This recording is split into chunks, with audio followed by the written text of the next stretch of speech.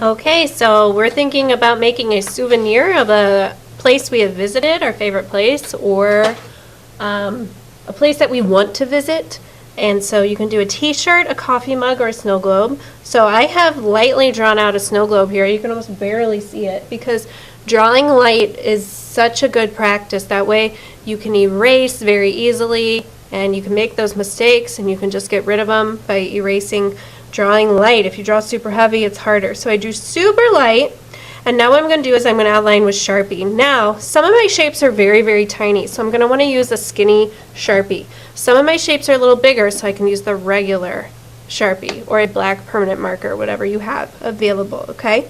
Now I did New York City, so I drew some buildings, and I did not draw all the windows on my sketch. I'm just going to add those in with the Sharpie. That way this didn't take me too long because skyscrapers have a lot of windows. So I'm just going to do that here, okay? So I'm just going to begin outlining with Sharpie, and then I'll show you how I color it all in.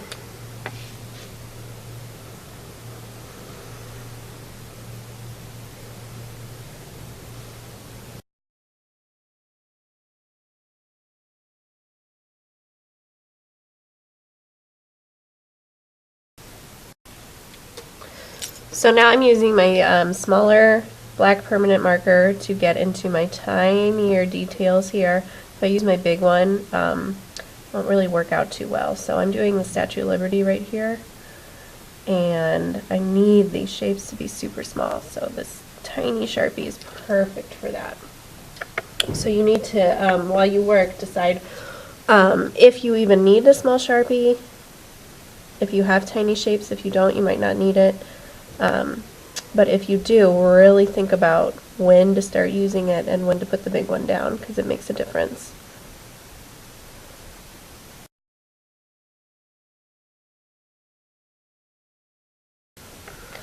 Alright, and here I'm just going to start adding in the designs. So this I did not draw with a pencil. I'm just going right in with my Sharpie here. Because I feel sometimes if we draw every single thing with a pencil, then it's going to take way too long. And then I know some of us will just get tired and bored and want to stop, and we don't want to stop. So this is the Chrysler building. It has these really pretty, like, silver glowing triangles at the top. This was built during the Art Deco period of New York. Art Deco used a lot of shiny things and cool shapes.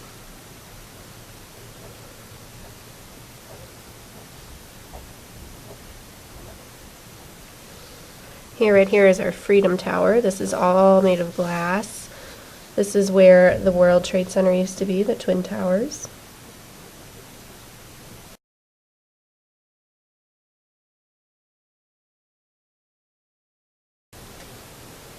Alright, so I'm done outlining with the Sharpie, and you guys have noticed I have started to color in a little bit of my snow globe here.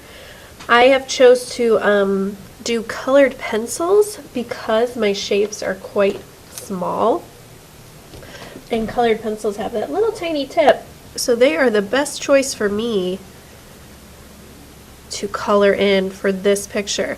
Now if your picture doesn't have a lot of tiny shapes, then you might want to think about choosing something different, but I enjoy colored pencils for tiny shapes because I feel they're the only ones that can really get into those tiny shapes. Crayons are a little too big, oil pastels are too big, markers are a little too big. So I like colored pencils, and I like that I can, you know, layer colors with colored pencil. So like my Statue of Liberty here, I didn't have this color, so what I did is I colored blue, and then I just layered a little light green on top of it, and it created this nice blue, green, turquoisey kind of color.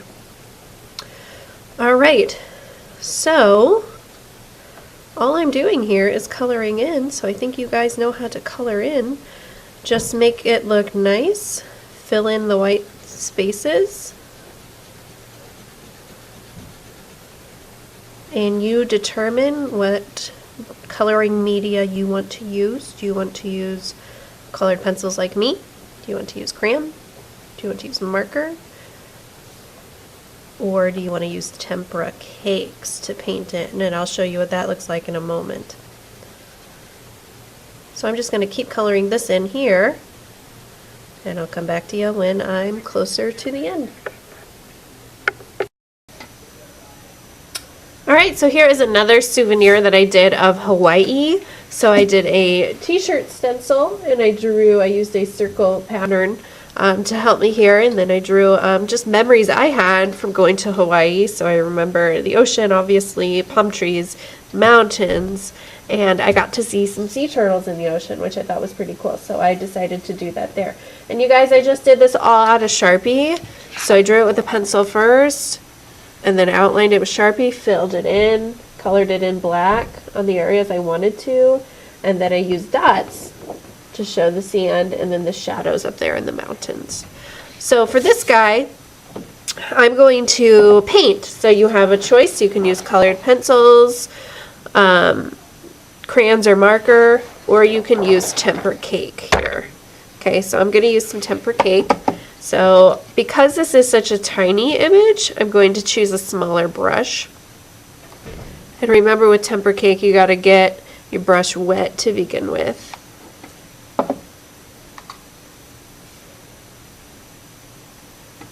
And you just swirl it into whatever color you're using.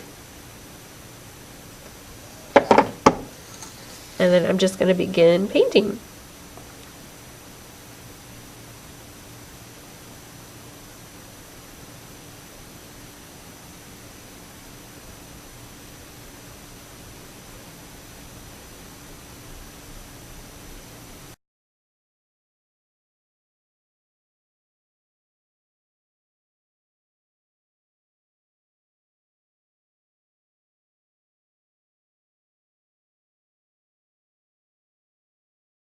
Alright, so I'm switching colors now. I'm rinsing my brush.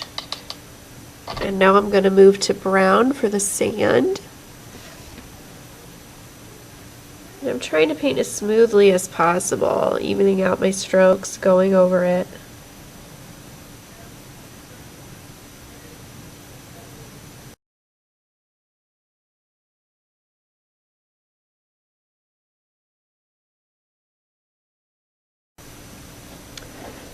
Alright, and I want to show you how you can blend colors together. So I'm just going to get one color on my paper. I already did it here with the mountains. I did a blue-green. Here I'm going to do a red-orange. So I'm getting some red on my paper. I'm going to rinse my brush.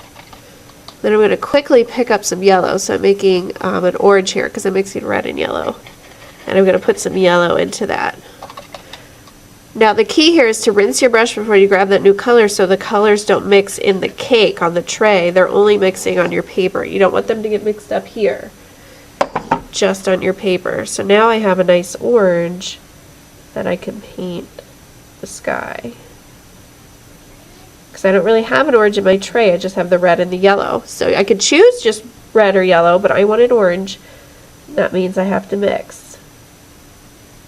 So that's just problem solving there. And I can paint right over the Sharpie. Nothing's going to happen to the Sharpie. And if you need more, just mix some more.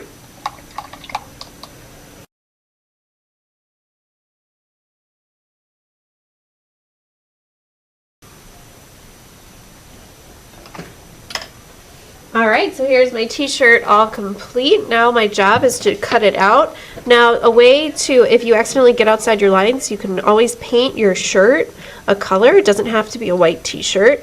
So it could be a red t-shirt, a blue t-shirt, a yellow t-shirt, whatever you want there. So I'm just going to cut these out, and then my souvenir assignment is almost complete. Alright, so the last thing that I do before I cut it out is you have two options here. You can either mount it on a piece of colored paper as your background, like this, or you can mount it and then cut it out so you just have the shape of the souvenir itself. It's up to you. Okay, so you just want to get your color. I like to pick a color that I see in my artwork. So in this artwork I have a lot of red, so I picked red. That way it all ties in together.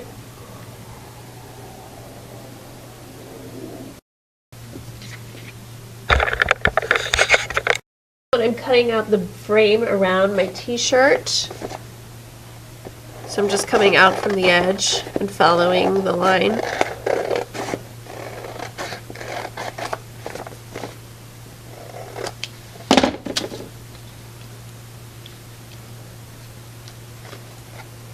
So you can cut it out like this, or you can leave it on paper like this. It is up to you on how you want your souvenir to be presented for people to see.